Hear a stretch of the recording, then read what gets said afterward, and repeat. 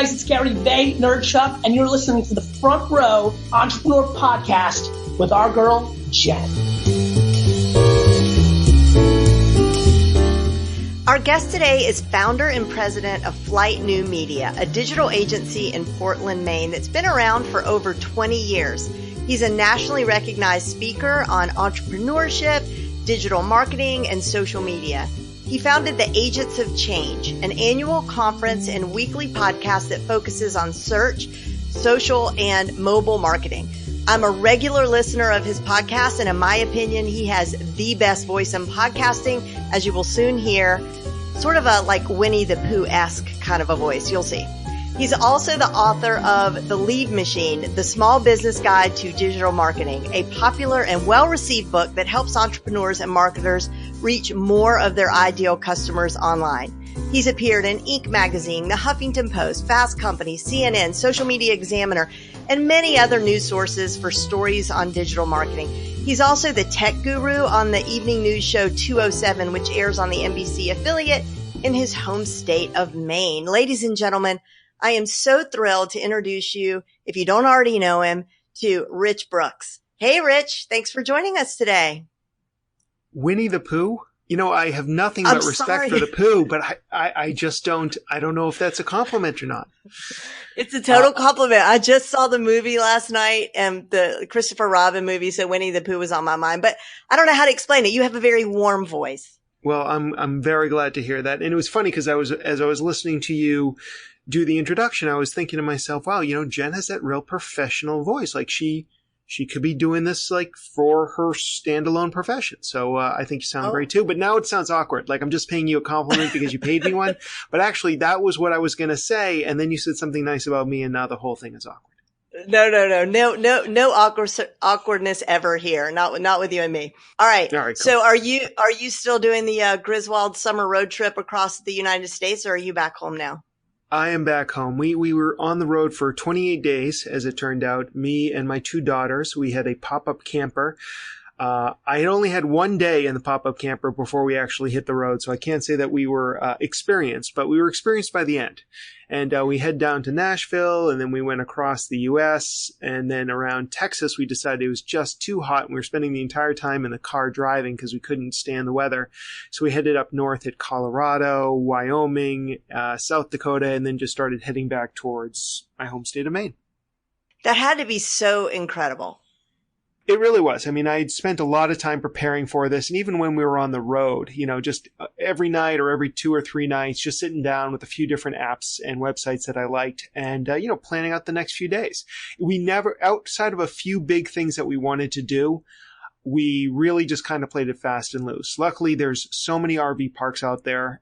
It wasn't too hard. I only once or twice even had to, you know, go to like my second or third choice to find a campground and, you know, just used a few different websites to find something interesting along the road the whole time. So we were always finding something to do. Well, and there's like a whole subculture to like those camper places, right? Like those campsites, the RV parks. So for years, I'm like, I would love to own a motorhome or an RV or something. But when I look at the campgrounds that I pass on the way to Old Orchard Beach, I'm like, those people are not my people. I know that sounds super snooty, and it totally is. But what I realized is they're just awesome people. Because when I went to the campgrounds without a whole lot of experience, I just started chatting everybody up, and everybody's so nice and so helpful. It was really an eye-opening experience. And so I would say that if you've ever wanted to do something like that, but you think it's some sort of cult, or you think it's like, oh, those people aren't my people, trust me, those are your people. Yeah, I agree. Like I had a very similar experience. What I really want to know though is the girls, like how did your kids get along in like those closed spaces for those long hours on the road? Yeah, maybe we should gloss over that. It was tough. You know, my girls, I have a great relationship with both my girls. They don't always have the best relationship with each other. There were definitely some days where I was like literally going to lock them away in different places. What was interesting is when things started to go wrong, and we definitely had a lot of things go wrong on the trip. We had problems with the camper. We had electrical problems, water problems. just about every other kind of thing that wouldn't work. And whenever something was difficult, the girls really banded together to get stuff done. And they were very complimentary of like, they could see that the work that I had put in to make this trip a success. Because, my older one is going to be a junior. My younger one's going to be a freshman in high school. And we knew that this was going to be like our last kind of hurrah, because next year wasn't going to work. So this was like our big trip that we were going to take that hopefully would form memories for the rest of our lives.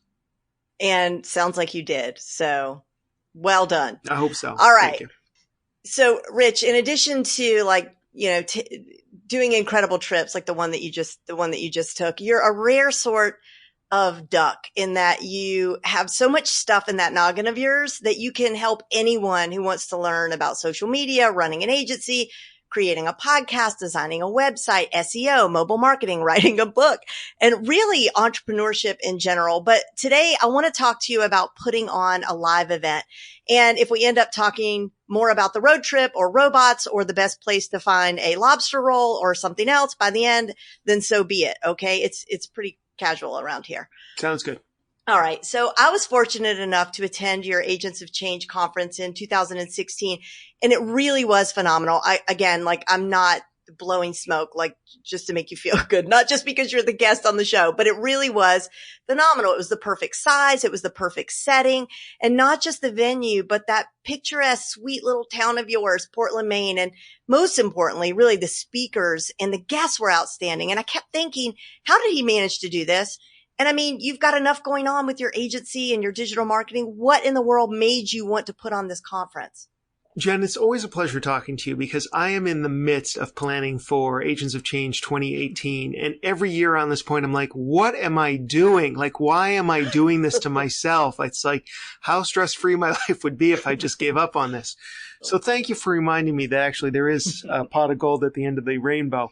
So I think part of it is I just like public speaking as a way of sharing information. Like I get a lot of good energy from the audience, and like if I'm speaking above them or below them or I'm just not connecting, I can see that immediately and I can pivot. So I've always liked live events for that. There are a lot of reasons why I ended up doing this conference, and one of them was just that I knew that a lot of people don't like to speak. So for my agency, me getting out and speaking on different topics and educating people is a good way of getting some publicity and building awareness for my company and generating business. The conference came from I started putting on my own events rather than waiting for different organizations to have their events and ask me to speak. So it was a kind of combination of that. It was partially because I had gone to some national events like Blog World back in the day and South by and Social Media Marketing World.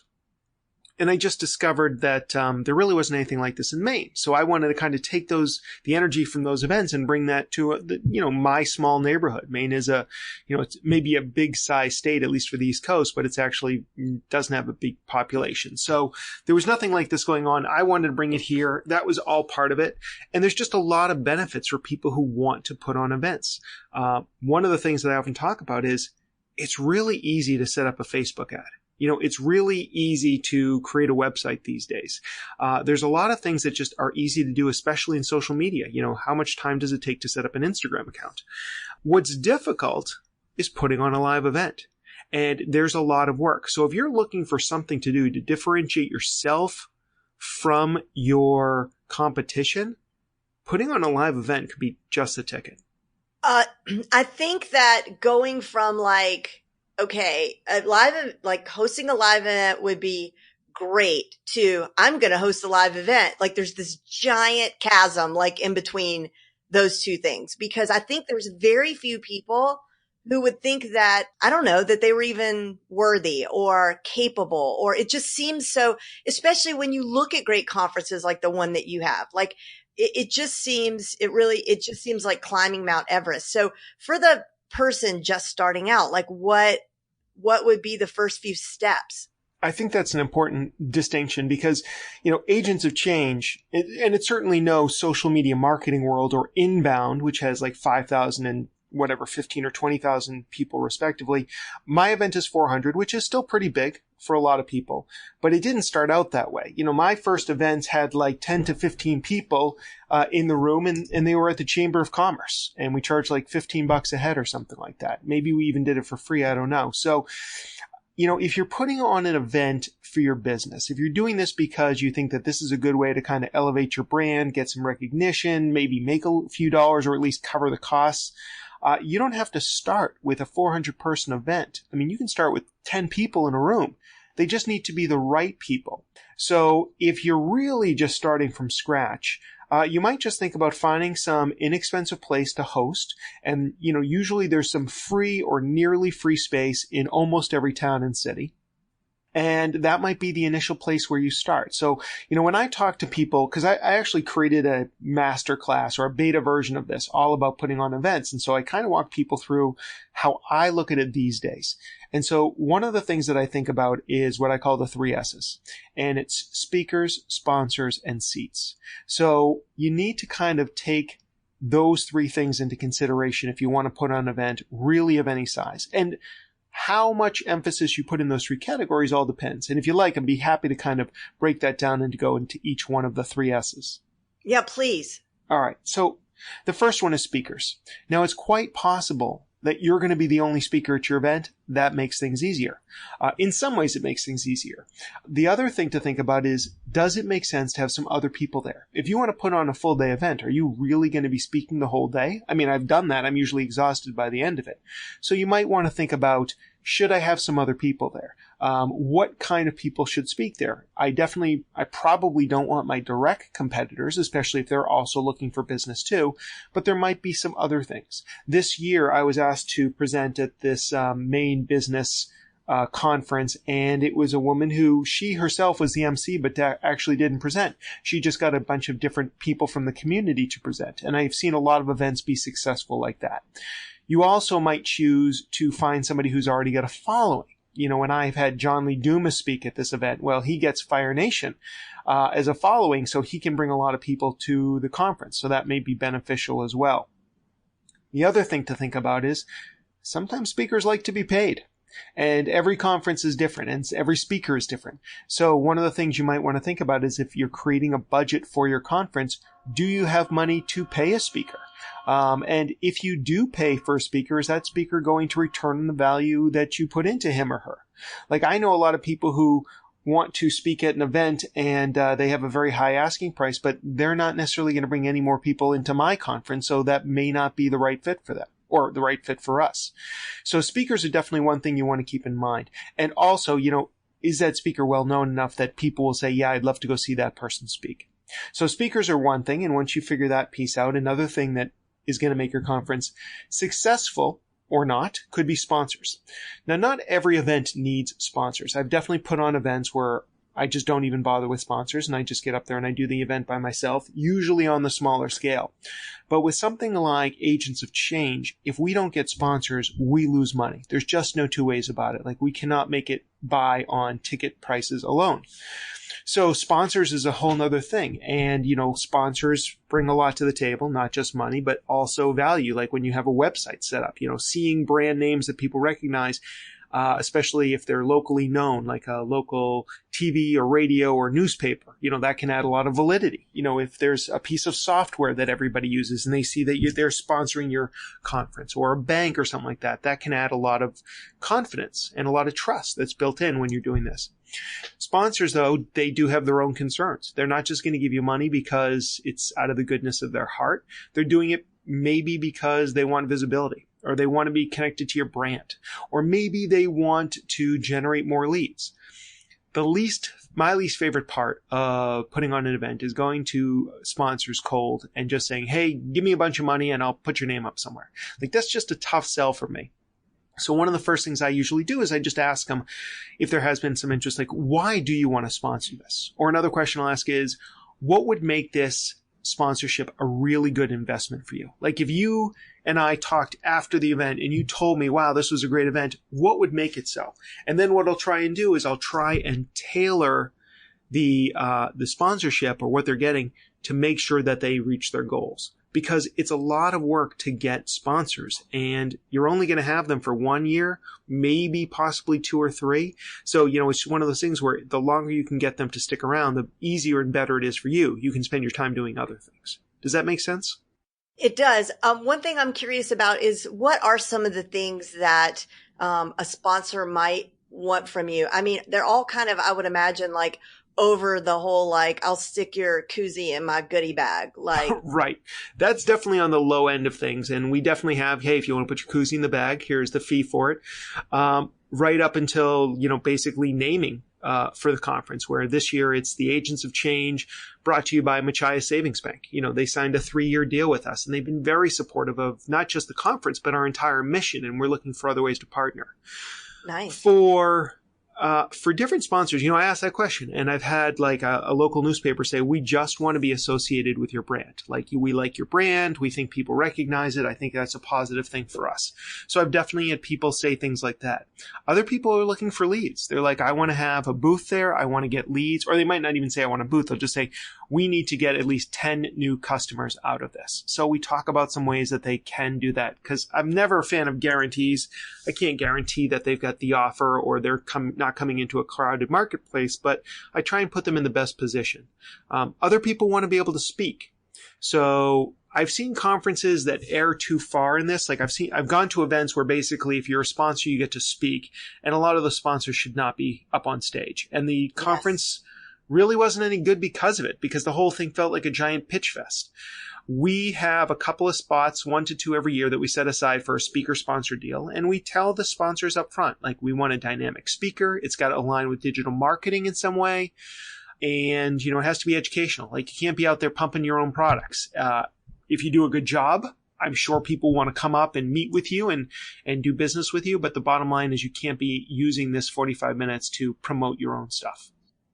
Yeah, that I agree with you. I mean, I've been, and the other thing is I've been at a conference where I ended up in a session that I didn't realize was sponsored. And I was like, wow, the speaker's really not good. And, wow, they're really pushing this product hard. I'm a slow learner. So, so then only to come to find out, all the lunch and learns, I guess, were sponsored. And I didn't know that. So, right. And then that leaves a bad taste in your mouth. And I've heard this feedback before, because we had a sponsor years ago for a couple years. And the second year they wanted to speak, and they spoke, and they showed up and they weren't prepared to speak. And they basically just sat there and they actually pooped all over another sponsor who they were slightly competing with. And that had been a long time sponsor. And I basically told them the following year, it's that's not what I wanted. That's not what people expected. You got bad feedback. And because of that, I got bad feedback. So, that's a live and learn experience. So now when I talk to somebody who wants to get up on stage, I prep them a little bit and I talk to them and we talk about how to best position the topic.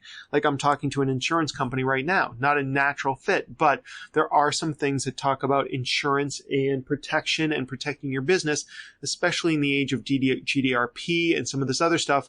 There is going to be a segment of my audience that's going to find that interesting. So that might end up being one of the topics this year.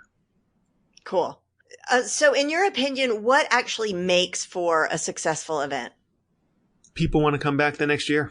I mean, I guess there's a few different things. And so for me, that's a good question. So for me, one of the things is that people had a good time.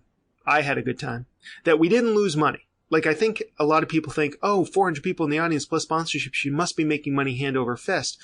But the issue is we put a lot of our own time into this. So once we figure out what our own time is worth, it's very often a break-even situation. That's my truth. I mean, it really depends on how we look at our numbers. There are ways of looking at it where you made $10,000. Oh, you lost $10,000 for the same event.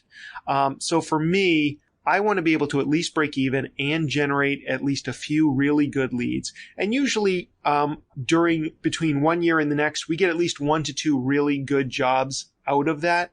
And so that really makes a big difference. Plus, there's just a lot of promotion for Flight, my digital agency, throughout the event. So again, whenever there is a new job up in town and they're looking around for a company, our name at least gets thrown in the mix. And so I think that's valuable too. So I view Agents of Change as a big marketing push for my business that also happens to often generate revenue on its own. Yeah. And you mentioned this briefly, but how do you make sure that the conference doesn't take over your entire business? Because as it's no small thing that you have this agency. And for our listeners, this agency is a real agency. It's not a virtual in the cloud agency. He's got a really nice brick and mortar truly brick and mortar spot in his local town that's been there for over 20 years. Like that's really no small thing. So how do you make sure that the conference doesn't take over the business? Because you're running the agency and writing books, and you're probably getting ready to learn how to ride a unicycle or something. My daughters know how already. They'll just teach me. But seriously, how do you balance all of that? Well, it is a big thing, and we treat it like a project, actually. So I don't think I had set out to plan it this way. I wanted to have it in September, the conference, because that's the best time of year in Maine, in my opinion. It's warm days, cool nights. It tends to be a little bit, although we're losing any quiet time here in Portland, Maine, as the town continues to blow up. But it's after the summer rush, and it's before all the leaf peepers and cruise ships come to town. So it's a little bit of a quiet time. So it worked out great then. But then what that means is a lot of our planning is during the summer. And the summer just tends to be a time, especially in Maine, which is a lot of people are on vacation. People aren't making decisions. Projects seem to get bogged down. So from a timing standpoint, it really helps fill up my team's timeline or schedule so that kind of works out well. But it's a big project. Now, again, if we're talking about the person who's just getting started, it doesn't have to be as big as Agents of Change has grown to be. The bottom line is I put on smaller events. In fact, we have other events that we put on. It's sometimes like a master class. So we'll have limited six people that come in and they learn about a topic here at Flight. That takes almost no time to put together. We bring in some snacks in the morning, and me or Amanda or somebody else will lead a class, and that's a very small event, but we charge for that. We make some money on it, and it becomes, something that's really valuable for both us and the clients. Or I've rented out the Chamber of Commerce, which because I'm a member is free for me. So I can get up to 30 people in that room and do a presentation, and I can charge for it if I want to. So those are much more lightweight events that maybe just take a few hours of planning compared to this, which, depending on the year, I think I was just looking at this, our estimated amount of man hours is going to be over 150. And that doesn't include my time because I don't track my time when it comes to Agents of Change. I just see myself as a brand ambassador. Right. So it can definitely impact you. But, if you're a little bit slow, that might actually be a good thing. Right. Well, how do you, for the little events and the big event for Agents of Change, how do you market and promote your event using digital marketing? Well, that's a good question. It brings me back because we talked about speakers and we talked about sponsors. We didn't really get around to seats. So this is a good time to circle back around to that. Seats is basically just because I like alliteration, but it's how do you fill them? And so again, it comes down to there's a lot more work that goes into, filling 400 seats than 40 seats or 12 seats. The number one way you sell tickets is through email. There's nothing that even comes close for us right now. So building up our email list over the course of the year is really helpful to really try and sell tickets, because whenever there's a few things that help sell tickets. One is definitely the channel of email. There's no two ways about that. The other is building in some price increases along the way, because you can't just keep on emailing people saying, please come to my event. Please come to my event. Mm-hmm. Especially for us, we announce tickets in May. And so basically from May to September, we're talking about tickets and nobody cares after a while. We come up with new ways of marketing and advertising and new things to talk about as time goes on. But people aren't motivated to buy tickets unless there's a reason behind it. And scarcity is definitely a reason. And so at the end of each month, ticket prices go up. So that gives me an opportunity. I usually am pretty quiet the first half of each month, and then the second half of each month, I send out emails, usually 2 to my Agents of Change list and 2 to my Flight New Media list, talking about the event, mentioning that, hey, ticket prices are going up. You want to come because of reasons X, Y, and Z. But really pushing that it's $100 off or $150 off right now. Grab your tickets today because they're going to be going up soon. And that definitely gets people to buy tickets. We also do things like paid ads. We don't do anything in Google Analytics, Google AdWords rather, because I don't envision that people are doing searches like that. It just doesn't feel to me like that kind of event. We've done it in the past. We didn't get any results. Facebook ads definitely tend to drive traffic to the website, and then we do a lot of retargeting, so that helps a little bit as well. We talk about it on social media, but really, and then also live events, and we partner with some member organizations. We get them to send out emails on our behalf as well to their members. We give them discounts, and then we actually give away a free pass to anybody who does that for us. So those are the kind of things. But again, it's about it's that email that really drives people to the website and gets them to buy tickets. What about, do you do any print ads? Like since you're also probably targeting, businesses in Maine and in the like regional area, do you do any print ads, newspaper, radio, any of that? We mix it up. So we usually do print ads because we've got a couple of papers that are media sponsors. So we give them a bunch of tickets in exchange for both print and digital. And I've got people in my office who are like, it's ridiculous that we still do print. We never sell any tickets from it. Even if we put in a discount code, we never see that discount code come up. But for me, I believe that the more you see something, like there's that point where it's like everybody's talking about some new thing and you don't pay attention to it, and you don't pay attention to it, and you don't pay attention to it. And all of a sudden you see it like that 7th to 9th time and you're like, oh yeah, everybody's talking about this. So I think print ads are good in the same way that I think social media is good. Like if people start seeing that over and over and over again, suddenly they're like, oh man, it seems like everybody's talking about the agents of change. And then all of a sudden it becomes an easier sell, where if all of a sudden, the first time they ever heard of it, there's no way they're going to drop between $150 and $350 for a ticket.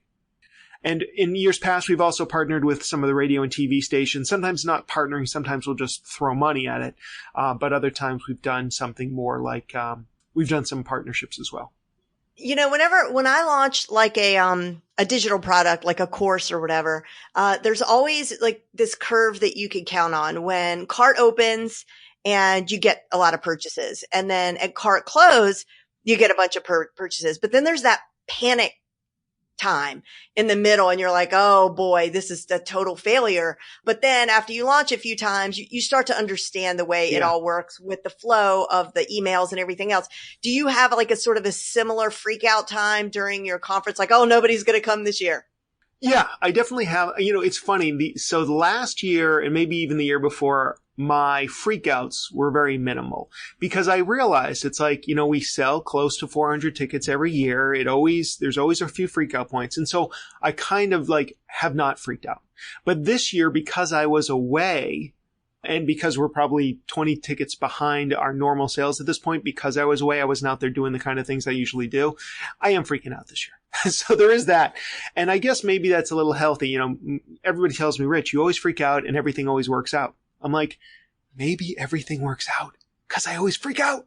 And so when I freak out, I basically try and channel that in a positive way. So I may do something new. I'll do something extra. And, for better or worse, there's a little bit of a cult of Rich. And so it's like, I can call somebody up and say, hey, listen, I really would like you to do this for me. Can you send this email out? Can you interview me on your show? Can you do something else? I called up a vendor of mine and I'm like, listen, I want you to sponsor my event. And he's like, yeah, no, that doesn't feel right. And I'm like, well, I'm looking at the number. Please use this. I'm looking at the amount of money I spent with you over the past 5 years. Oh. And I know that if somebody came to me and asked me to sponsor it, whether or not I thought it was the best fit for me, I would do it just as a thank you. So what I'd like you to do is I'd like you to buy 10 tickets, take one for yourself, give one to your marketing person, and give 8 out to your other clients who you think would benefit from this. And he did. So, sometimes it's a little bit of that. Yeah. So there are things that, I have to do every year. Do I wish it was perfect? I know that there must be other event planners out there that never do that kind of stuff. I actually belong to a mastermind of regional event planners, and we talk about some of the techniques that we've used. And some of the ones they've used I think are brilliant, and some of the ones I tell them about they think are great. And so we kind of do a little bit of that too, and that's been helpful because we have learned that there is always that, not everybody's going to buy tickets on day one. And in fact, that's good because if you are doing early bird discounts and other kind of tiered pricing, you want to have like a third of your tickets in reserve with a month to go because those are the most expensive tickets and those are the ones you make the most profit on. But you got to be willing to weather the storm. I would almost give up that profit if I just knew that all 400 tickets were going to sell and I could start sleeping through the night starting in May. But every year is a challenge. And this is also, again, why sponsorships become so critical, because if I can continually increase the number and value of sponsorships, I might be able to bring down the ticket price. And I feel like we basically hit the top level of what we can charge in this area of the country for tickets. So that may be another thing. Like I've talked to somebody else in town recently and she's like, oh, we sell out 300 tickets. We usually do it in 2 weeks. I'm like, wow. And she's like, yeah. And I look at the prices. I'm like, it's $15. Right. It's $15 and there's like a free drink included. Like, of course you're selling out. Right. I'm going to buy 5 tickets right now just for the drinks alone. Yeah, no kidding. Well, what about in terms of growth? Do you have aspirations to get as big as something like Social Media Marketing World, or you kind of like it the way it is? I like it the way it is. I've even thought about dialing it in a little bit, but I really like the space we're in. And also, the size is right to bring in the kind of speakers that I like to get, at least a couple of them. I like to mix it up now. I like to get a couple of big names, then I like to get a number of up-and-comers who are really hungry and are dying to do a good job and get in front of a good-sized audience. So for me, it's a right size. I've had people say, why don't you put on a version in New Hampshire or Vermont? And I had somebody come and approach me very seriously about turning Agents of Change into a cruise. And I've thought about it, but I'm like, oh my goodness. At the end of the day, I'm not an event planner. I do this for my business. In fact, my next book is going to be about how to put on an event if you're not an event planner, because I've learned a lot in the last 10 years. Agents of Change for 7 years and Social Media FTW for 3 years before that. Because I think that there is a lot of value in putting on live events. And, you know, if you hear some stress in my voice, it's true. It is real. But that's what I know, that none of my competitors are going to try and put on something like Agents of Change. I mean, they may put on little events or something like this, but this gets recognition and I get to go on TV and talk about it. That's another nice thing is I'm the tech guru on the NBC affiliates here in Maine. And so usually they let me come on and talk about the conference around this time of year. And so I'm going to be able to do that again. So that's just, again, more visibility. And even if people don't go to the conference, they're hearing that name, they're seeing Rich Brooks, they're hearing Rich Brooks from Flight New Media. So there's a lot of benefits to creating something spectacular like a live event. Yeah, you're also in a very unique space because I don't think that there's many conferences that have the caliber of speakers that you do that are the size that yours is. So you get the intimacy. You get the intimacy of being able to actually meet people, actually talk to the speakers without having to wait in the queue that is, 30 people deep. But it's Chris Brogan, it's John Lee Dumas, it's Amy Schmittauer, it's Sue Zimmerman, it's everybody. Mark Shaver, it's everybody. So we have been blessed by getting a lot of good speakers along the years, including you. Although you were not as well known, you got great feedback on your presentation. Well, thank you. It really was. It was a blast. Really a blast. Okay. So what about digital marketing at the event itself? Do you do marketing while you're at the event? Are you tweeting? Do you have one of those tweet boards? What are you doing? Yeah, we do. The last couple of years, we've had a tweet board, whatever they call them, hashtag board. And those are fun. People like seeing their name up on screen. So, it's like we do the feed there. So people are more likely to tweet. We give incentives away. I mean, I don't go to too many conferences anymore where outside of a social media one where you have a lot of tweeters. Like it just doesn't have, there was that surge for a few years. Now it seems to have dropped off. I still love Twitter and I especially love Twitter at live events, but I just don't see the activity that I used to see there, which is a shame because it's perfect for live events.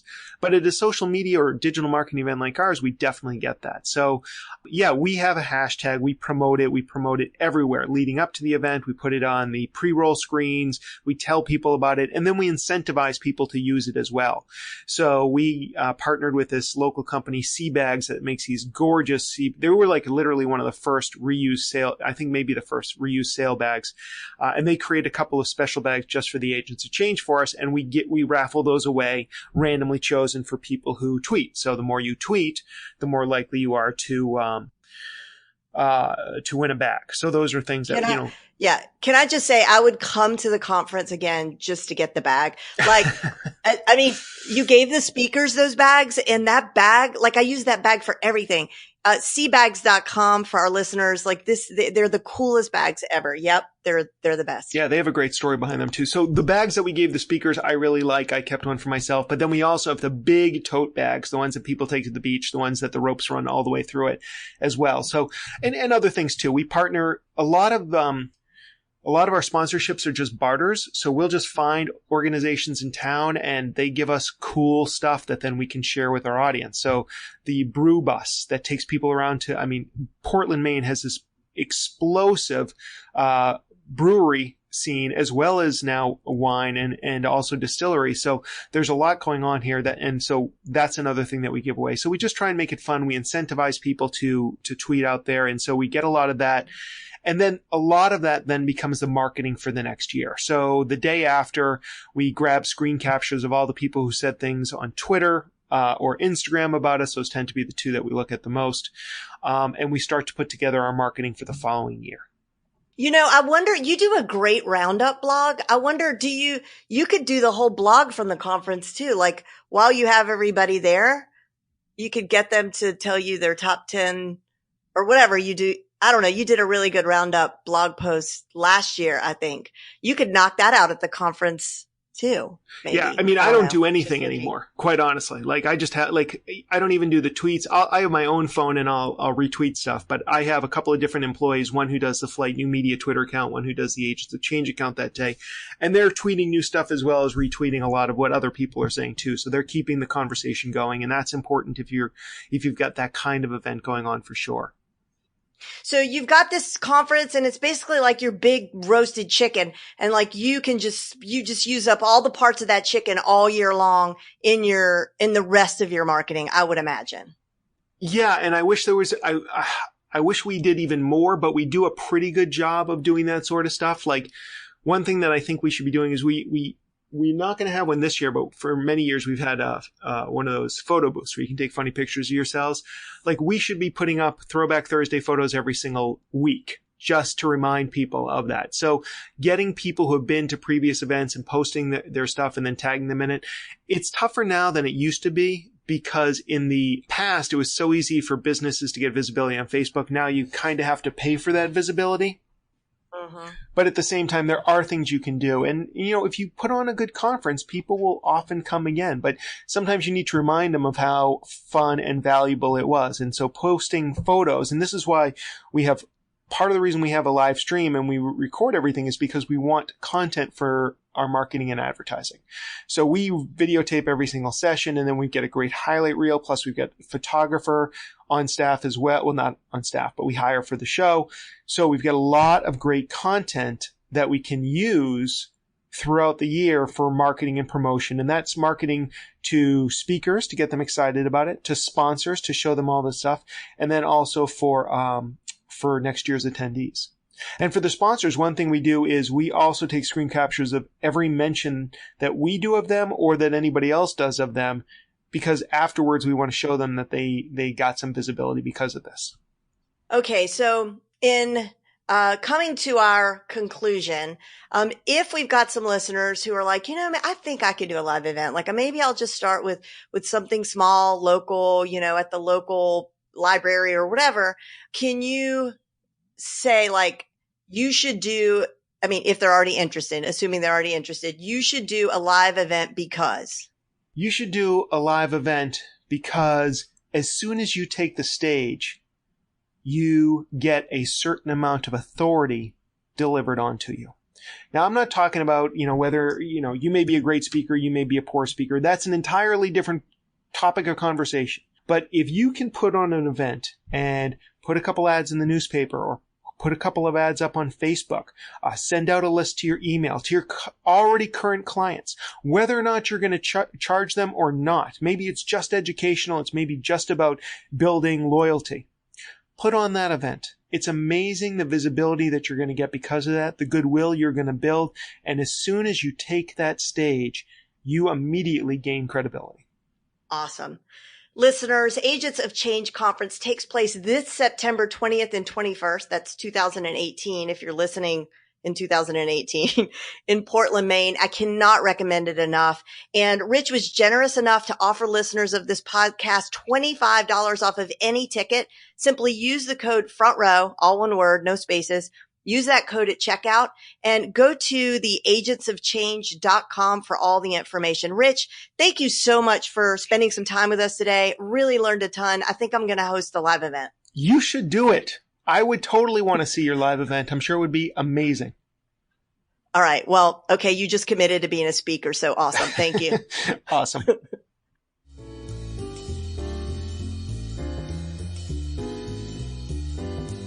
Thanks for joining us today. And for more information about the Agents of Change conference and for all the links and show notes, head over to jenlehner.com/17.